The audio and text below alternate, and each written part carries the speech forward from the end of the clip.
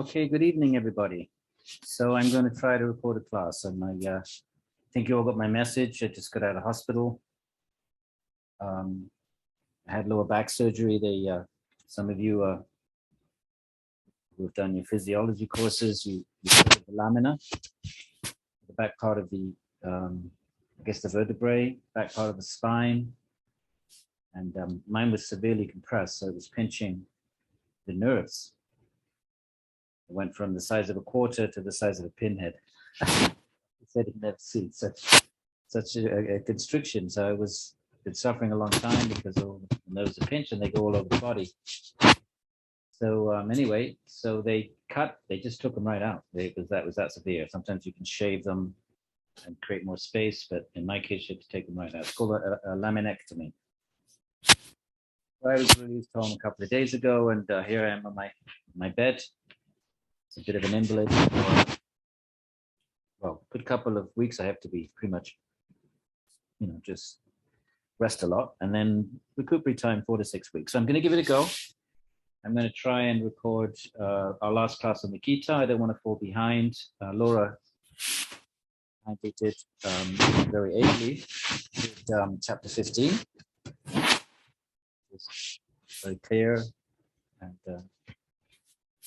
she had little charts for you. So I'm sure you get a really good sense of that. I'm an old-fashioned Shastri. A Shastri in India is someone that reads I just read the text. So my way of sharing these traditions is to read the actual sources with you, which is really how traditions have been handed down over the millennia. So it was very nice to listen to Laura's lecture, and it was very clear, and she laid it out, and obviously that's a very attractive way of presenting the material. So I'm sure you all got a lot out of that. So that was chapter 15. So we're going to finish up now the concluding part of chapter 18. And I think our two lectures together will be the one class we missed from last week. So together that would, should be an hour and 20 minutes. Her class is 27 minutes, so mine will be whatever, 15 minutes. But if I kind of can't continue, then I will, I'll just let you know if I have to stop at any point. So let's bring up a text, okay? And let's kick off chapter 18, and we're going to go to the end. How does the Gita conclude itself? Such a busy text. Of course, we've been focusing on the Ishvara teachings. Much more, lots of jnana about the Atman, a lot of that. I know Laura had discussed some of those verses, beginning of chapter 15, kind of jnana verses. When we talk about jnana, we mean the verses that are dealing with the Atman, the existence of an Atman, that it's not the body-mind, and how to suffering, all of that. Body of information about what we are, what we're not, what is desire, why does it bind us, why is it our enemy, why is it never satiated? That's all kind of jnana. When that jnana, and many traditions are just jnana traditions in Indian philosophy. They don't really have, either if Ishvara is not present, although most traditions do have, Ishvara is present. But like in the Yoga Sutras, Patanjali, Ishvara is present in the secondary sort of way. It's someone that can give you jnana, can give you experience. But the stronger tradition, the traditions which have a stronger relationship with Ishvara, we would call bhakti, where the primary focus is on Bhagavan and secondary on the Atman. Atman is always there. It's not that it's an alternative. You can't do bhakti without jnana. After what is it that is connected with Ishvara other than your own Atman? So first you have to establish you have an Atman. But then you go on to focus on not just establishing your own Atman, but the existence of the Supreme Atman. Okay? They're very busy. Spoken a lot about dharma, duty, which we haven't focused on, but those of you that know the Gita, maybe a little look at some of those verses. Do your duty in the world, act according to whatever your dharmas, multiple dharmas are. What makes that yoga? What makes that, yoga? What makes that jnana? How do you act in the world and attain the same result as those who do the Atman. Remember, yoga, one of them is action, one inaction. Well, you act in the world giving up attachment to the fruits. You don't give up the work. Do that same work as everybody else, but you're no longer doing it for body-mind reasons, for selfish reasons. Remember, the wrong self, body-mind self, real self, Atman. Seeking your Atman, so you act with no detachment. If you can act with no detachment, no attachment. I'm a little fuzzy. It's because I take some pain medicine for a few days, and that might make you a bit loopy. All right, so Jnāna Yoga. So bhakti then is where it is all of that. Jnana means I'm an Atman. Karma yoga means, okay, I'm an Atman, but I can go to the forest and just seek my Atman and do Patanjali yoga, Chitta Vritti Nirodha, or Krishna says you can do another kind of yoga, action in the world yoga, but for it to be yoga, you have to give up attachment to the fruits. You have to be detached, which means giving up attachment to the fruits. All of this, and there's a lot of discussion about Sattva, Rajas, Tamas, discussion about Vedic ritualism. It's a very busy text, the Gita. But how does it all conclude?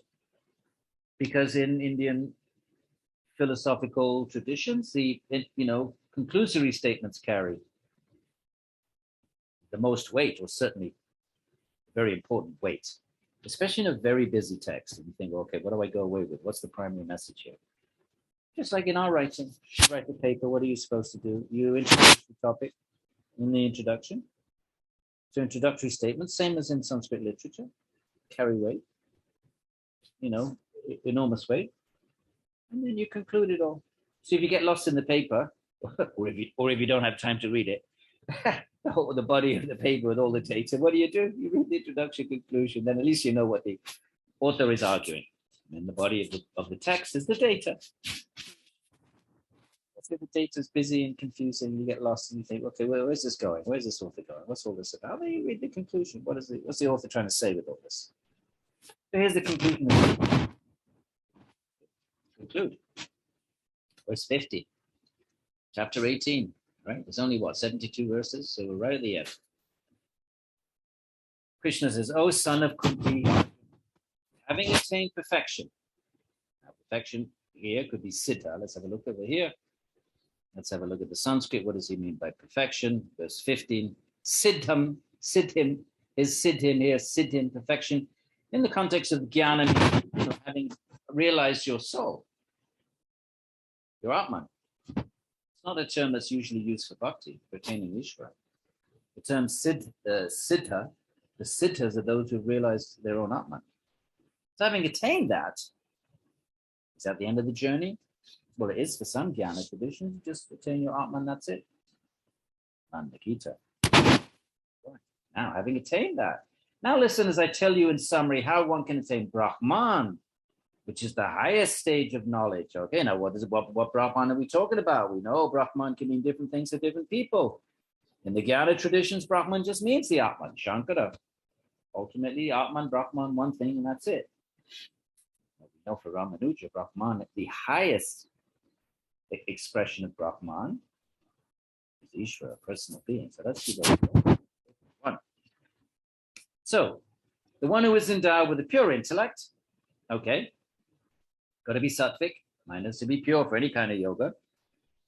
Can't be obsessed with desires, rajas, because then it's going to be occupied with running around trying to fulfill desires. So we have to be pure, free of all the desires. Another way of saying that, sattvic. Sattvic is calm, peaceful, detached, seeing things for what they are, seeing the ephemeral nature, temporary nature of all things. Who controls the mind with determination? That this sattva doesn't come by itself, my friends. You have to control the mind if you want to be yogi. With determination. No magic wand in yoga. So that by controlling the mind, especially if we're very rajasic, if we have that disposition, we want to become calm and peaceful and sattvic, no magic, we have to work at it. And what does that mean to work at it? Who has abandoned attachment to the objects of the senses? We give up running up, chasing these desires. running after sensual objects.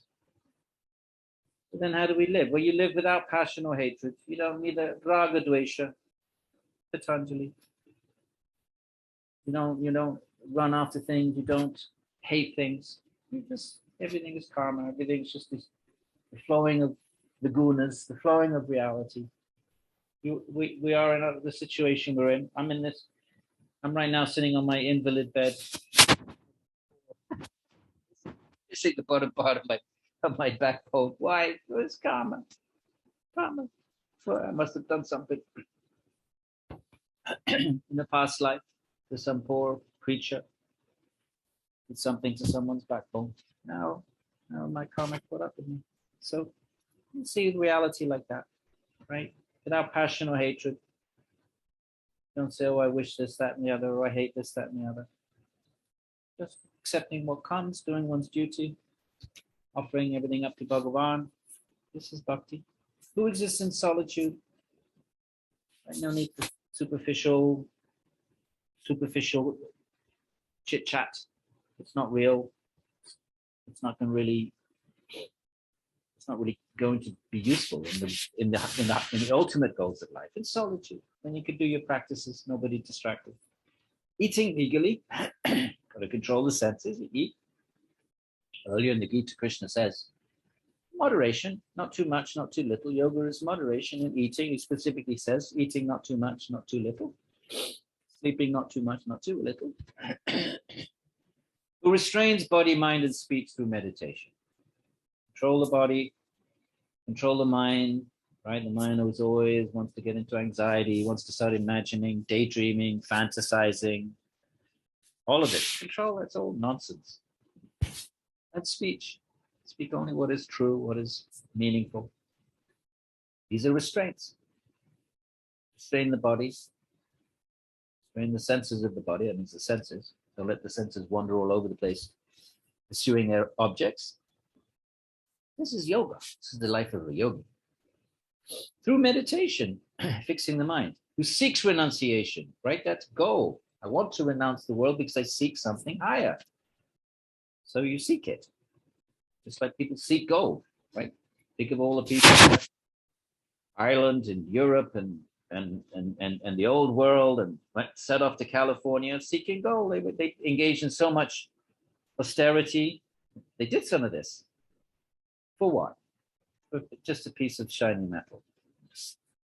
But nonetheless, they had that determination. So the yogi, not like that, obviously. It's not seeking a foolish piece of shiny metal. It's seeking the ultimate Atman. To seek renunciation and exist without a sense of I am a doer, right? Who's doing? The body is made of Prakriti. Mind is made of Prakriti. So everything is really Prakriti. And Prakriti is Ishvara Shakti. Krishna says, it's my Shakti. There's a material Shakti, right? Buddhira Hankara, Apo Nayo, the earth, water, air, fire. This is my material Prakriti. Then another one, Apareya Mitastvanyam. There's another one, Atman. So who's doing? When I lift my hand, who's doing? This is matter. My Atman maybe is the ultimate agent, but the actual thing that's doing it is Prakriti. We don't own Prakriti. We don't own our bodies. We die, the body gets taken back into Prakriti. So who's doing it then? So without this sense of I am the doer, understanding my karma comes to me, my body responds to it. Of course, I have free will. I can decide what to do. I'm not a machine. So in that sense, I'm the kartra, Krishna calls it, the agent. But everything I use in order to act, including my mind, my decision making, it's all Prakriti. I just get to make a decision how I wish to act. But actual action is done by Prakriti. So where are we? So exists without a sense of I am a doer. That such a person is a yogi. You want to know what a yogi is? There it is right there, my friends.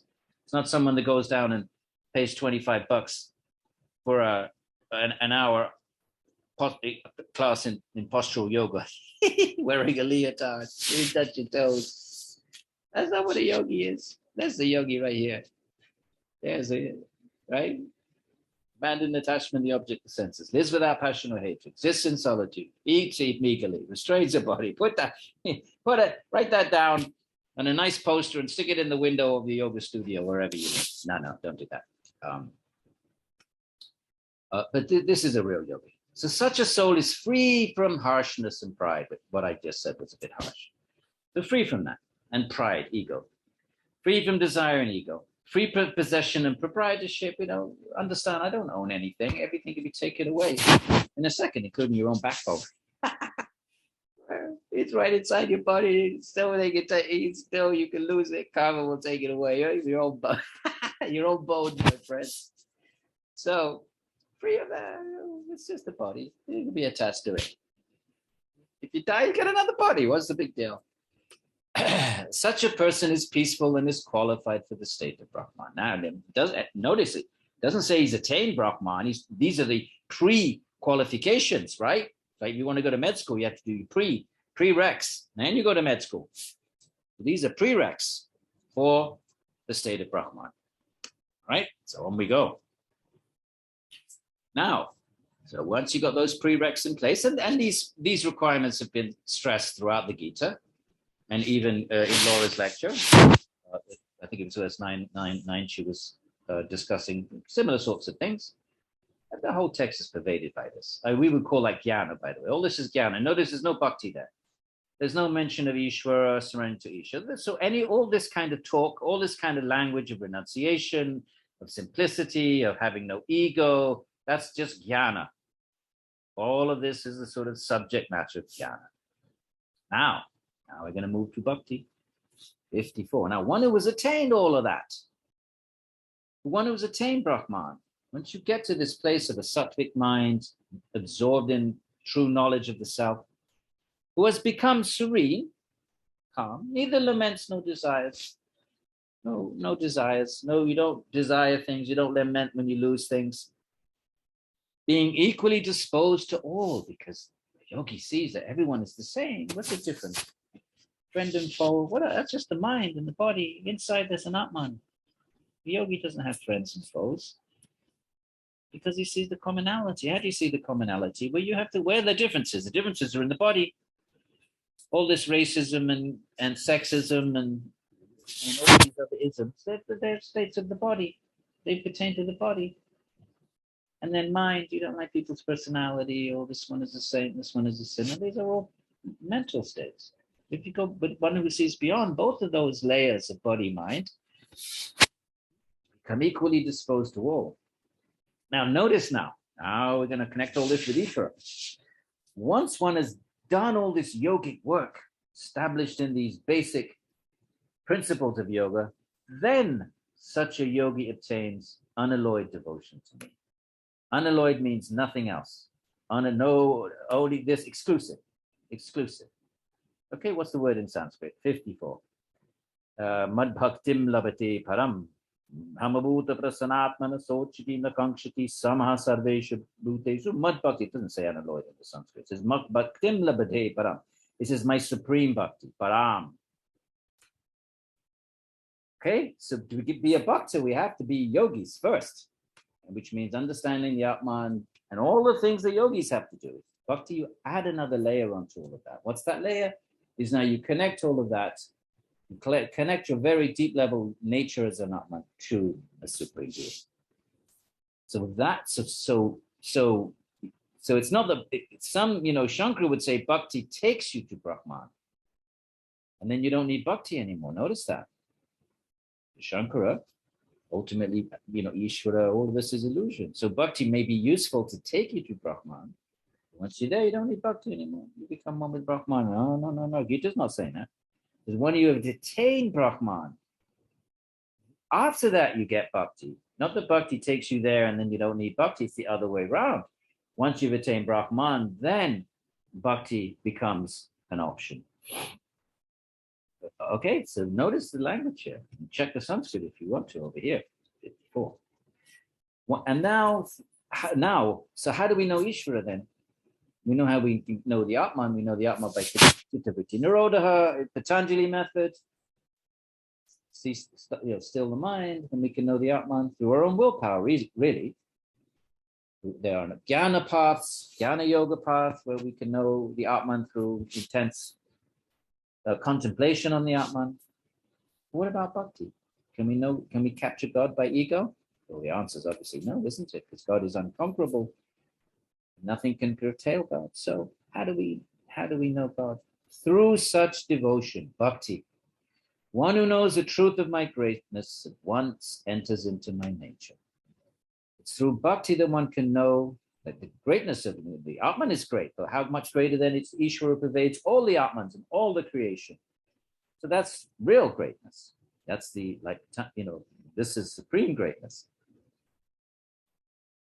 Through performing all kinds of activities, don't have to give up our duties, my friends. You have families, you maintain your families. You can be a bhakta, maintain family, maintain your careers, but everything is connected to Bhagavan. If you want your lives to be the lives of a bhakta, a life spent in dedication of Bhakti Yoga, it's not that you have to. Some parts you do, potentially you have to give everything up. It's not Bhakti. What do you do then in Bhakti? Well, what makes a bhakta different from anybody else then? If you could do anything you want, well, you offer everything to Bhagavan. So performing all kinds of activities, all our duties in the world. We have so many dharmas, right? You have dharmas now as students. I have a dharma as a teacher. We have friends, different dharmas to our parents, different dharmas to our children if we have children, different dharmas to, the lady in the checkout counter. There's a dharma there. We can be, loving, have a loving interaction with every being. These are all kinds of dharmas. Ever trusting me, always having faith in Bhagavan, that Bhagavan's got my back. Bhagavan will never let me down. The Bhagavan, Krishna, the Gita says elsewhere, Kuntya pratijanihi name bhakta pranasyati. My devotee will never perish. My bhakta will never perish. So, such a person, by my grace, not by willpower. Atman you can get by your willpower. You can get it by your yogic virtuosity. So how do you attain Bhagavan? By grace. But when Bhagavan sees that we're surrendered, when we surrender our ego, we do the opposite. We surrender our sense of ego and sense that I can accomplish, I will be successful in this yoga. No, we do all of the acts of yoga. We do all of that hard work, but we don't do it thinking we can capture Bhagavan that way. We do it just to show Bhagavan that we're from our side, we're doing everything we possibly can to attract the grace, the kindness of Bhagavan. So such a person, even engaging in the world of activity, but giving up attachment to the fruits, not doing things to satisfy desires, doing them only in Dharma, duty, it's my duty, okay, maybe it's my duty to get married, maybe it's my duty to make my wife or husband happy, and my children, but never thinking I will get this, that, and the other. I will get. There's none of that. No, it's my duty to do this. That's the thinking of even a karma yogin. And a bhakta adds to that thinking, not only am I doing my duty, I'm doing it without attachment. I'm not contemplating what I am going to get out of it, but I'm offering it all to Bhagavan, So such a person by my grace attains the eternal and imperishable abode. Notice he doesn't say what that is. And so therefore the different traditions. For Ramanuja, it's the kingdom of God. It's Vaikuntha, where Vishnu resides with his beloved devotees, engaging in eternal loving exchanges. In the Krishna tradition, it's Goloka. The Krishna, the bhaktas of Krishna reside with Krishna for all eternities. In our other course, we're doing Krishna when he descends, and one of the reasons when we'll look at that, in our other course, but we'll also be doing it now after this, finish the Gita. Krishna comes and he engages in these loving interactions with his great bhaktas, his mother, his friends, the beloved gopi girlfriends. And that shows us what loving exchange with God looks like. Krishna comes to show us what that kingdom of God looks like. What does it mean to engage in eternal loving relationship with God? So for the Vaishnavas, for the followers of Vishnu, the eternal imperishable abode is a personal abode. It's not made of Prakriti. It's made of pure consciousness. It's Brahman. Satchidananda. It's not made of the matter and perishable matter. It's an eternal divine abode where love of God, which means relationship and loving interaction, takes place. And for Shankara, we know none of that is true, is real. There's only Brahman, which is just infinite, an experience of infinite, no sense of individuality, no sense of personhood, no mind thinking thoughts, just a sense of eternal, infinite bliss. The difference in what the eternal and imperishable abode is both, except that it's eternal, but its nature, there'll be different opinions. So now then, mentally dedicate all your actions to me. This is bhakti. Whatever you do, you offer them to Bhagavan. Find a way of telling yourself a story that I'm doing this for Bhagavan. It has to be genuine. You can't be just doing some nonsense thing for yourself and then say, oh, I'm doing it for Bhagavan. Obviously, there has to be sincerity there. So mentally dedicate all your actions to me. Become devoted to me alone. This becomes the only goal, the only refuge, the support of the mind, the goal of life, the meaning of life, all of this. And with a disciplined mind, you still have, the Bhakti Yogi still has to control the senses, not get distracted by desires, by sense objects, by consumer items of consumer culture. Always think of me. Machita. So notice how it's different from Patanjali. Patanjali, you chitta vritti nirodha. You stop all thinking. But Bhakti, look, the word chitta here. See chitta? What do you do with the chitta? You don't nirodha, right? You machita. You fix, you think, but think only of me. So the mind is active, it's engaging in vritti, but only vritti of Bhagavan. See? With mind fixed on me, you will cross all difficulties by my grace. Now, if out of egoism you fail to listen, you'll perish. If you don't want to listen to the instructions of Bhagavan, then just go your own way, you'll perish, or everything you do. Perish means you whatever you do was subject to karma. You simply experience a life creating karma and experiencing karma, and then you get old and you die, and then you just come back and keep going round and round and round and round. Well, that's perishing in that sense. Driven by egotism, if you think, I will not fight, in other words, I won't do my Dharma. His Dharma is to fight this war. It's a righteous war. It's a dharmic war. Your intention is mistaken. Your very nature will force you to fight. You'll fight anyway because you're a warrior and your nature is going to impel you. Once that battle starts and your brothers are, when you see them overwhelmed by the opposing forces, you're not going to sit there and just twiddle your thumbs. You're going to be, your nature will impel you into the fray. So anyway, you'll fight. So better you make that decision instead of being impelled by your prakritic nature, by your material ego.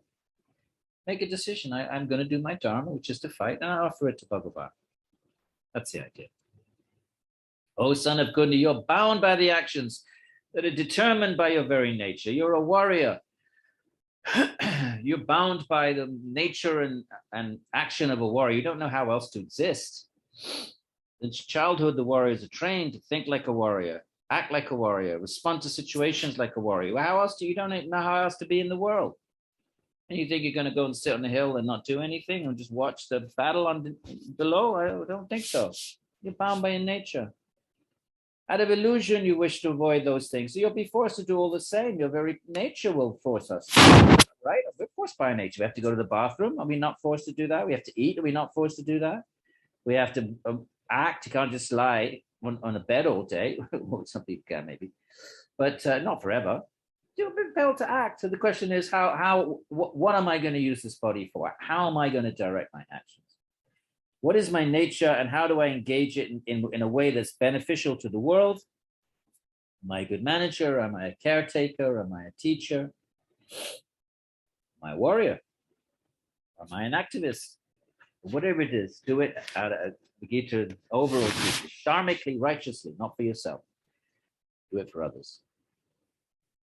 Then Bhakti says, accepts all of that and adds on to it. All of that. But then, in addition to that, do it as an offering. The Lord is controller over Arjuna. Ishvara is controller, is situated in the heart of all beings. Ishvara is there along with every Atman has Ishvara. Ramanuja would take this in the sense that Ishvara accompanies, each Atman has its own Ishvara. Not that there's Ishvara has an infinity of forms. And therefore personally connected to each Atman. The Lord is the Ishvara as controller or Arjuna. There's the word Ishvara over here, right? So Ishvara Sarva Bhutanam, right? There's the Ishvara Sarva Bhutanam Hrideshe. Ishvara in all beings in the heart region. Arjuna Tishtati is situated. Brahmayam Sarva Bhutani Yantra Rudhani Mayaya. Just like the body is like a machine, and Ishvara makes it work. The body is a machine. It's a bunch of organs, hands, organs of perception, internal organs, and Ishvara makes it all work. So it's a machine. Question is, my friends, how do we, here we are in university, students making decisions about how do we use these machines? This life of ours, this body of ours, how do we use it? So, but ultimately, Krishna says, the Lord is controller, Arjuna, is situated in the heart of all beings and by divine power directs the movements of all creatures who are seated on this machine. But ultimately, we have free will. Ishvara allows us to choose, and then Ishvara directs the machine according to our choice. But if we choose ignorance and ego and desire, then there's the law. Machines act according to laws, and the law is the law of karma, where everything we do comes back to us, just simple cause and effect. So, but if one recognizes, well, everything is Ishvara, so let me dedicate everything to Ishvara. It's not my machine anyway. So, O descendant of Bharata, with your whole being, take exclusive shelter of that one. That Ishvara, Krishna is saying, it's him. He says that one, but really he's talking about himself. By whose grace you will attain the eternal abode of supreme peace. Notice he doesn't say just the eternal abode, supreme peace. Okay? And then that's it. Then he winds down, but he's going to give it, but then he's going to, now the Gita is winding down. Thus I have declared to you this knowledge, which is more mysterious than any mystery. I wouldn't say mysterious, I would say secret, more intimate. It's very intimate. Bhagavan Ishvara is a personal being, and relationships are personal, right? You have personal, intimate relationships with your beloved, with your friends, and nobody knows about. You don't share with anyone else. With your parents, you don't share with anyone else. We all have, right, relationships, and the more close we are, the more intimate they are, the more personal they are. Rather, the more personal they are, the more intimate they are.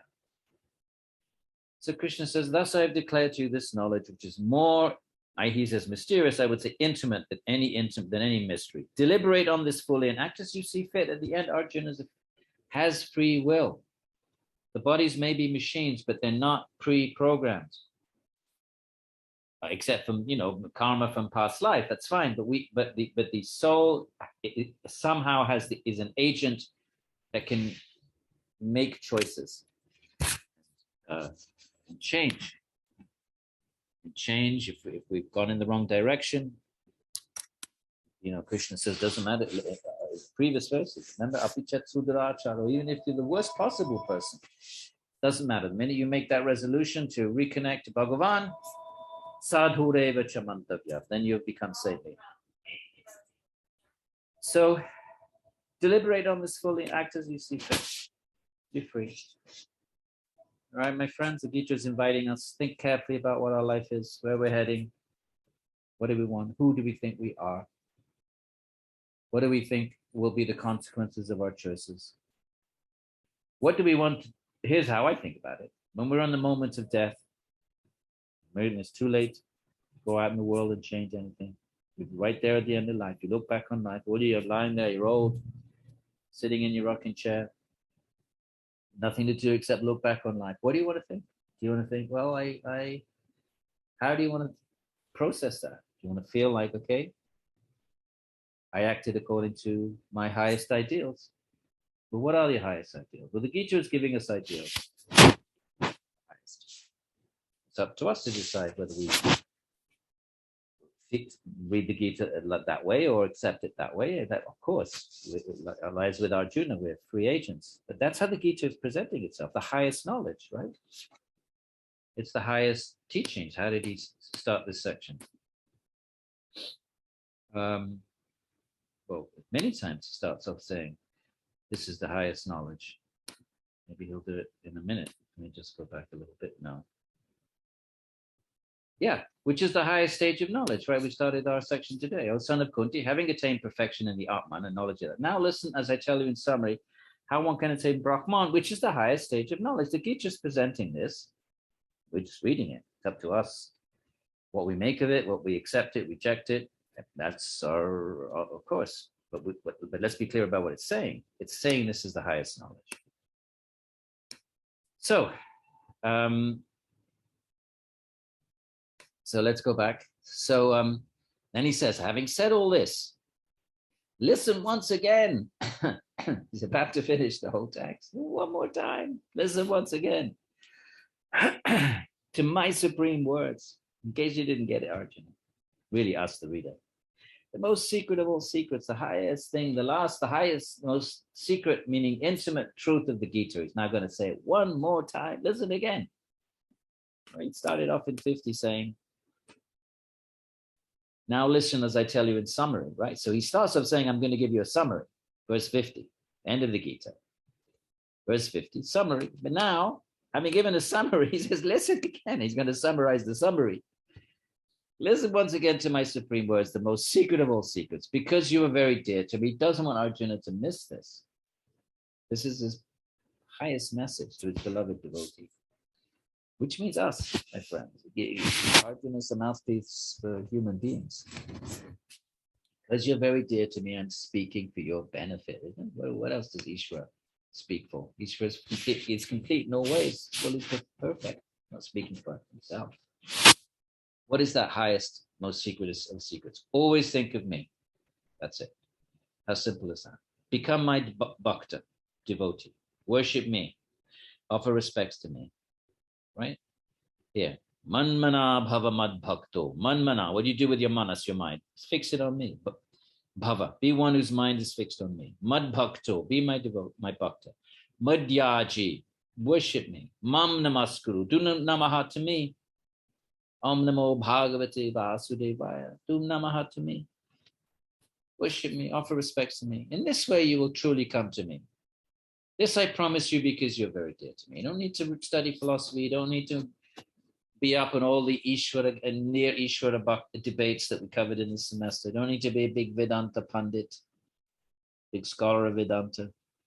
Don't need to know Sanskrit. We'll see in next readings of the Bhagavatam. They're the Krishna's most beloved bhaktas. They're illiterate. They're not even high. They're just forest dwellers, cowherd community living in the forest. Come, my bhakta, worship me. Offer respects to me.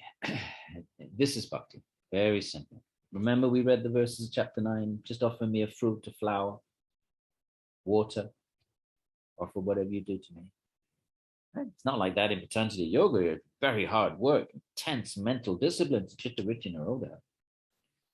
The other parts of Jnana, you have to be very learned, and usually it was just male Brahmins that followed the path of Vedanta, but not Bhakti. Remember, Krishna says anyone. Doesn't matter your gender, your caste. In this way, you will truly come to me. This I promise because you're very dear to me. Now, this is the bridge to the next reading. The last reading for the semester is the Bhagavata Purana. Having spent the whole text saying, do your Dharma, do your duties, perform your activities, right? Even here, perform all activities, which means Dharma,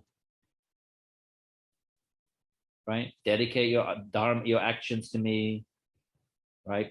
And so forth. Having spent the whole text saying, performing all kinds of activities, there it is again.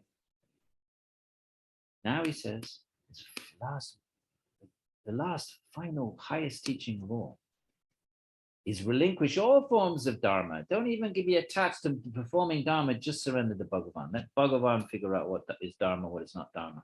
Become the instrument of Bhagavan.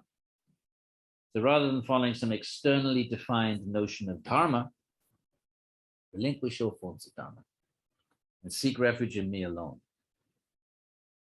Because when we do Dharma, we kind of take refuge in Dharma. What's my Dharma? What is my, like now, for example, I'm taping this lecture when I probably should be sleeping, right? So I have a conflicted Dharma. I have the health Dharma.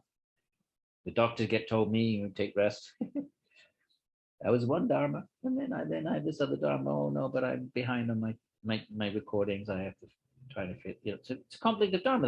The whole Bhagavad Gita is a conflicted Dharma because Arjuna has a Dharma to protect his army against, but on the other side, there's Bhima and Drona, his guru and his beloved grandfather. And his Dharma is to try and kill him because they're on the other side. They're gonna devastate his army. The only way to protect his army, one Dharma, is to take out Bhishma and Drona. But his Dharma to his grandfather and guru is to honor them and serve them and worship them. It's a conflicted Dharma. So Krishna says here, you know what? Relinquish all forms of Dharma. Just seek refuge in me alone. Right? In real life, there's often a conflicted Dharma. It's not always clear what our Dharma is. Not always. Why the Mahabharata is such a sophisticated epic. It's not black and white, like good guys and bad guys. There's all these shades of gray. You know, the five Pandavas often engage in not very dharmic behavior, and on the other hand, the Duryodhana and the so-called bad guys, they can be very noble, they can be very honorable. Think of Karna. What a magnificent personality. He's on the other side. I mean, you know, there are at times he's arrogant and cruel, but most of the time he's just such a wonderful, you know, so there's no black and white, shades of gray. Here Krishna says, look, just give up all Dharma, surrender to me. And you won't get any, I will free you from all wrongdoing. You won't get any bad karma. Normally, if you give up Dharma, bad karma. I give up my Dharma for any other reason, by laziness or fear. I'm a warrior, right? Can't be fearful, can't run away from the battlefield out of fear. So if you give up Dharma for any other reason other than bhakti, well, then that's bad karma. You get bad karma. But here, if we surrender one, and we will see, and when we start the Bhagavatam, we're going to come back to this verse. So remember it. Here it is. Sarva dharman parityagya. Sarva dharman parityagya. Having given up all dharmas, mamekam sharanam vraja. Come to my shelter alone. Remember that. At least remember it in English. We'll put that on the final. Okay? What's unique about this? Well, what's unique is he spent the whole text saying, do your Dharma, do your Dharma, do your Dharma. You know, give up the fruits, don't be attached to the fruits, do it selflessly, to be sure. But nonetheless, do it. And now he's saying, well, you know what? There's a higher principle than that. And that is just surrender to me. Who cares about Dharma? Dharma only pertains to the material body and mind. There's no Dharma in the kingdom of God. There's no Dharma in Brahman. Dharma pertains to embodied beings and how they interact with each other in positive ways. What's the highest then? The Bhagavatam is going to start. The real Dharma is surrender to Bhagavan. That's the Dharma of the Atman. What's the Dharma of the Atman? Okay? So relinquish all forms of Dharma, seek refuge in me alone. I will free you from all wrongdoing. You're not going to make bad karma if you surrender to Bhagavan and give up Dharma. Do not fear. But then you can't go around teaching this to everybody because people will say, oh, that's good. I'll just give up I'll abandon my wife and kids, go off to the pub. And so he says, no, you must never utter this most secret wisdom, which with giving up all Dharma to surrender to Bhagavan. That's only for the bhaktas who really are going to surrender to Bhagavan. But don't speak this to one who is devoid of devotion or austerity. So someone doesn't want to do austerity, lazy, and run away from duty, or who's envious of God. No, this is only for people who love God. Look, 24. This is probably the most often quoted verse in the Gita. This one here. Right? So where is that? Footnote here. Relinquish all forms of Dharma. See? We looked at the thing. Look at the footnote 24. This verse is probably the most often quoted verse in the Gita. It is called the Charama Shloka, the highest of the Gita's teachings. The first word of the Bhagavad Gita begins with the word Dharma. Dharma kshetre kurukshetre samaveta yayutsavaha.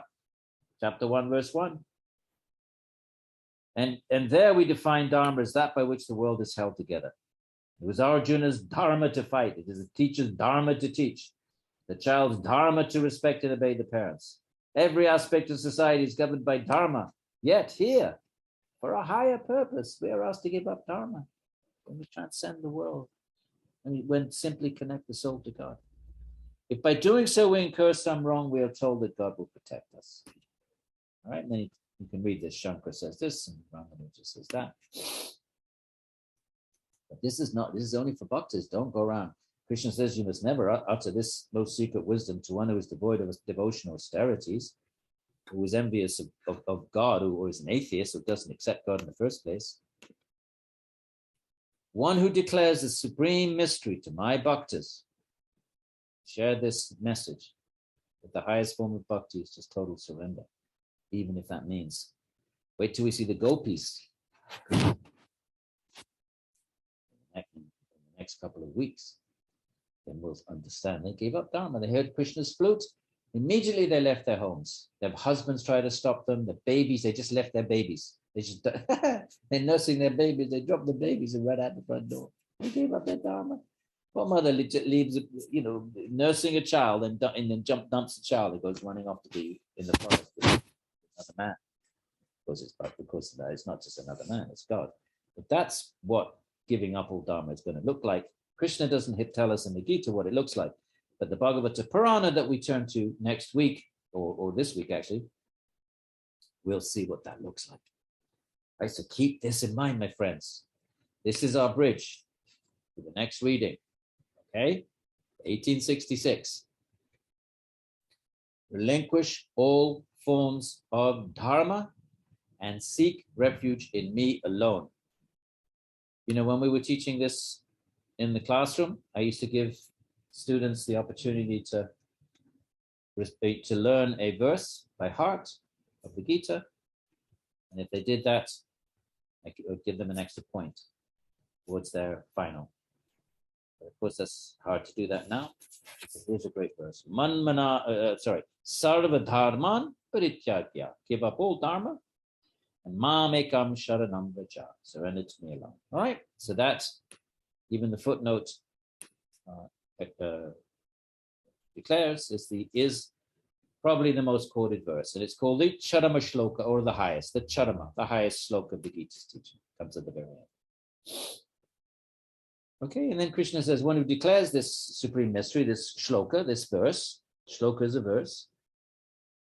The sutras are, the philosophical texts, but the Gita's verses are not called sutras, they're called shlokas, because they're in meter, shlokas in meter.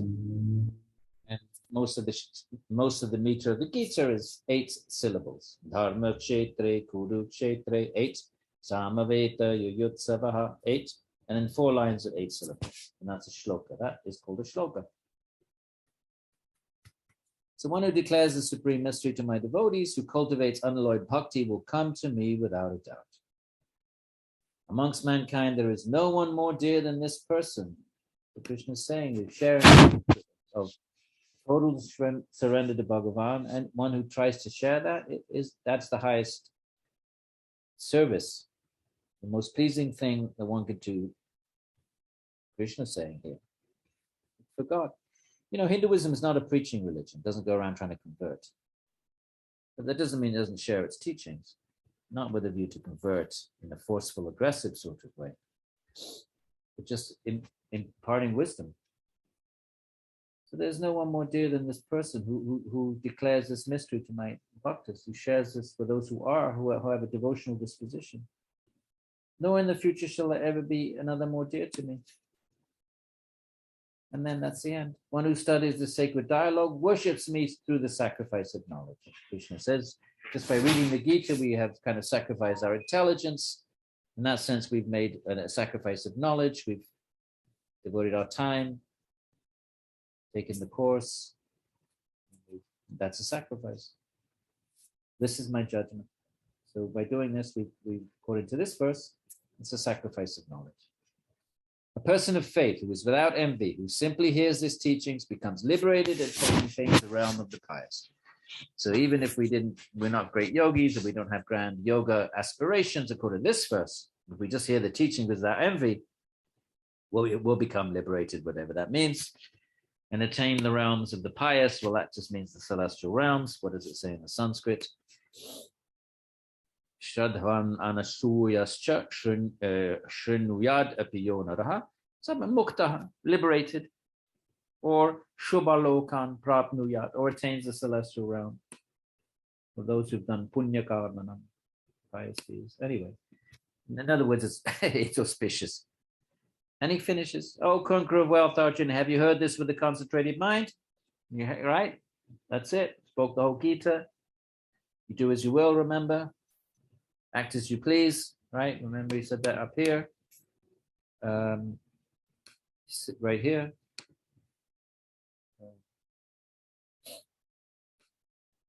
On verse 63, deliberate on this fully, act as you see fit. We study the Gita, we receive the words of Sri Krishna. Krishna says, okay, have you heard it? Do what you want. No free will. I'd say that you have free will. All right. Have you heard this with a concentrated mind? Has your illusion due to ignorance been destroyed? This illusion that we think we're the body mind. We think we can find happiness through chasing desires. That's illusion. Can never. Body is enjoyments are temporary. The body is subject to suffering and ultimately old age. The real happiness we seek. To who we're not, we're Atman. So the happiness we seek is in the Atman for the Jnana traditions and for the Bhaktas. That's true, but even greater happiness lies in connecting the Atman with Bhagavan. So Arjuna says, yes, O infallible one, by your mercy, my illusion is now destroyed. My memory is restored. I remember who I am. I'm an Atman. I was confused at the beginning, right? Didn't know whether to fight or not to fight. Now he knows what to do. He's going to surrender to Bhagavan. I'm fixed in my mind. My doubts are dispelled. I will carry out your words. And that's it. Goes back to the Mahabharata. This is Sanjay is the bard of the blind king. He's reciting the whole thing to the blind king. And he says, thus I've heard this wonderful conversation between the son of Vasudeva and the great soul Arjuna. And that's it. And then here in 77, he remembered the form. As I repeatedly remember the extraordinary form of Hari, I'm amazed, O king. Right? By the grace of Vyasa, I've heard the supreme secret. Don't worry about Vyasa. He has the ability to see what's going on, like a mystic ability to see what's going on the battlefield, even though it's distant. I'm thrilled at every moment, remembering the sacred and wonderful conversation between Keshava, which is Krishna and Arjuna. I repeatedly remember the extraordinary form of Hari Krishna. I'm amazed just thinking about that amazing form, that battlefield form. I'm thrilled again and again. Last verse, a kind of a warrior verse. It's not really a yogi verse. Wherever there is Krishna, the master of yoga, wherever there is Arjuna, the holder of the bow, there will be fortune, victory, prosperity, and morality. These are the goals of a warrior. Warrior wants fortune, wants victory, wants prosperity and morality, not of a yogi, not of a bhakta. Bhakta wants love of God. Yogi wants detachment from the world and and realization of Atman. But these are the goals of the warrior, because now we're back in the Mahabharata. We're no longer in the Gita as a yoga text. That is my opinion. All right, so that's it. Read a few verses, and we are going to remember 1866 for our link to the next text. Okay, 1866. I'll repeat once more, and that will be it for this evening. Relinquish all forms of Dharma and seek refuge in me alone. Remember that. We'll see how that looks in the life of the beloved cowherd family and friends and girlfriends in our next sessions. All right, my friends. Have a great evening. And we'll see you soon. I hope this was okay. And even though my energy level was a bit low, did the best I could, and we'll stop that now. Good evening.